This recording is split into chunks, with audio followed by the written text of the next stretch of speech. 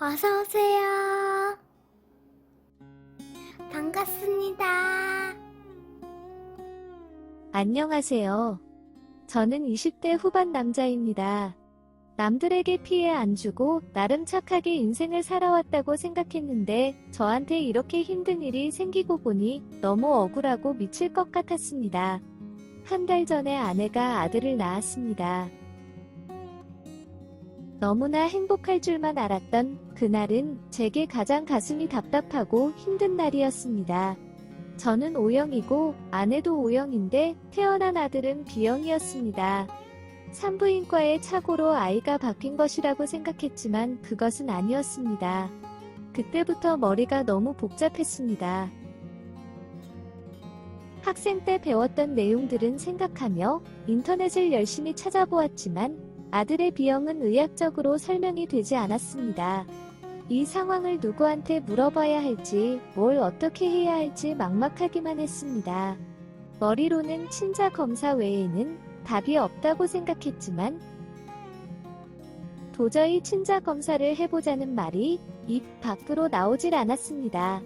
아내의 출산 이후 병원에서 있었던 6일이라는 시간은 고민과 답답함의 연속이었습니다. 병원 퇴원하고 처갓집으로 아내와 아들을 데려다 주었습니다. 저희 부모님도 처음으로 손자를 보려 처갓집으로 오셨는데 근심이 가득한 제 얼굴을 보시더니 아빠가 돼서 이제 어깨가 무거워졌다며 농담을 던지셨지만 저는 전혀 웃지 못했습니다. 결국 아들과 아내의 혈액형이 적힌 병원 검진 결과서와 제 혈액형을 말하면서 아들의 혈액형이 말이 안 된다고 이야기를 꺼냈습니다. 쭉 이야기를 듣고 있던 장인어른께서 그럼 니놈 말은 내 딸이 다른 남자의 아이를 낳았다는 거냐? 라고 하시며 엄청 화를 내셨습니다.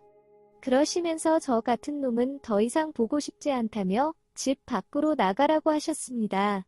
절대 의심하는 것이 아니라 의학적인 결과를 말씀드리는 거라고 하였지만 끝까지 이상한 소리를 한다며 제 뺨을 때리셨고 아내는 저한테 실망이라면서 울기 시작했습니다.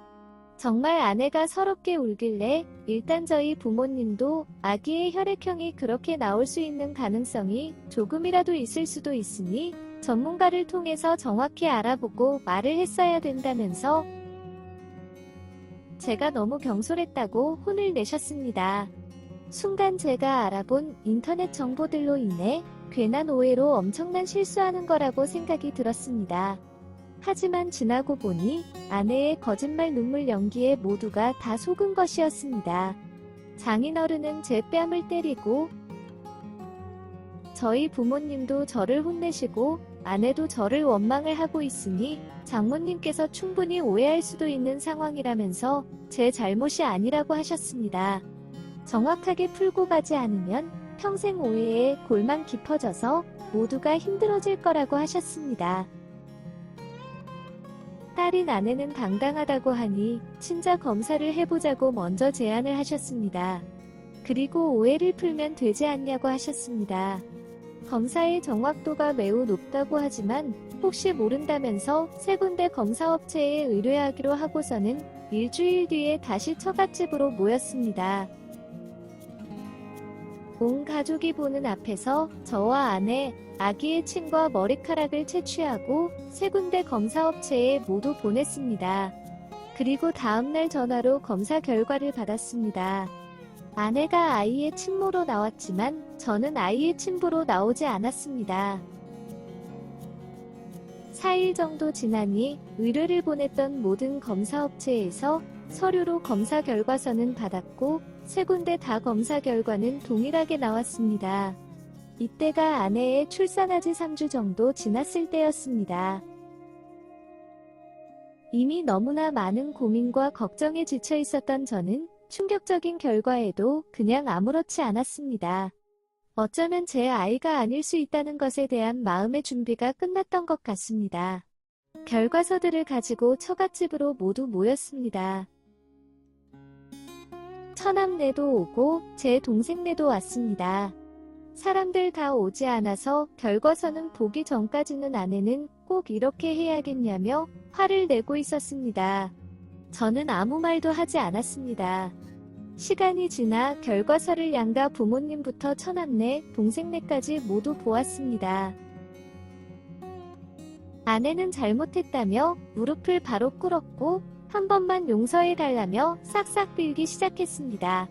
저희 어머니는 결과서 보기 직전까지 저한테 화도 내고 서운해하던 아내를 보면서 저를 대신해서 너무 미안하고 속상할 것 같아서 어떻게 위로를 해줘야 하나 고민을 하셨답니다.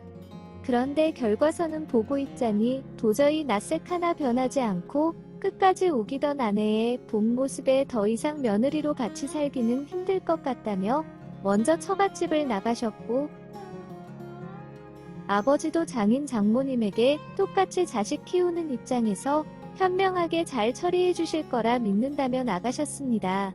변호사인 제 동생은 어떻게 해야 할지는 형과 형수의 결정이지만 형수의 외도로 인한 이혼 사유가 된다고 하면서 모든 면에서는 제가 더 유리하다고 하고는 아버지와 함께 나갔습니다. 저는 아무 말도 하지 않은 채 조용히 처갓집에서 나왔습니다. 어제까지만 해도 저에게 애 낳고 제대로 움직이지도 못하고 있는 아내에게 큰 상처를 주는 거라며 다구치던 아내가 맨발로 뛰쳐나와 나가는 저희 다리를 붙잡고 잘못했다면서 비는 것이었습니다. 아내는 당장 용서해주고 가라면서 평생 다 갚으면서 살겠다는 것이었습니다. 아무것도 생각이 들지 않고 빨리 결정할 수도 없는 문제라고 하였습니다. 아내는 맨발로 제 차를 타서 집까지 따라왔고 집 안에서 하루 종일 무릎을 꿇고 있었습니다. 연차를 내고 3일 정도 아내와 같이 있으면서 많은 대화를 나눴고 다른 아이를 임신하게 된 경위도 듣게 되었습니다. 홍대 쪽으로 외근을 갔다가 일찍 끝나서 같이 외근 나갔던 여직원들과 클럽도 가고 헌팅 술집도 갔다고 하였습니다. 가볍게 몇 잔 먹고 집에 간다는 것이 만취를 하였고 눈을 떴을 때는 헌팅으로 만난 처음 본 남자와 침대에 누워 있었다고 하였습니다. 바로 옷을 입고 나와서 집으로 왔고 아무리 생각해도 처음 본 그 남자와 관계를 가진 기억이 없어서 별도의 피임약을 먹지 않았다고 하였습니다. 그러면서 결혼 이후에 제가 아닌 다른 남자와 문제가 있었던 것은 그거 하나뿐이라고 하였습니다. 아기는 제가 싫다고 하면 절대 제 눈에 안 보이게 할 테니까 한번 용서해달라며 다시 시작하자는 것이었습니다. 몸매 망가진다면서 임신하는 것이 그렇게 싫다던 아내는 몸조리 되는 대로 진짜 제 아이를 갖자면서 계속 용서를 빌었습니다. 결론은 애 아빠는 누군지도 모르는 사람이고 게다가 약 1년 전에 간 모텔과 술집에 CCTV를 찾아서 애 아빠를 찾을 수도 없는 상황입니다. 그렇다고 제 눈에 안 보이게 한다지만 좋은 방법이 없으니 결국에는 제가 같이 키워야 되는 상황이 올 것이 뻔했습니다. 도저히 이런 현실을 받아들일 마음의 준비가 되지 않는다며 일단 이혼 쪽으로 생각을 하자고 하였습니다. 아내의 외도 사실을 듣는데도 화도 원망도 들지 않았습니다. 그냥 멍하기만 하네요. 오늘의 사연은 여기까지입니다. 구독과 좋아요, 알림 설정 부탁드립니다. 긴 글을 읽어주셔서 감사합니다. 구독과 좋아요 꾹꾹 눌러주세요. 꾹꾹.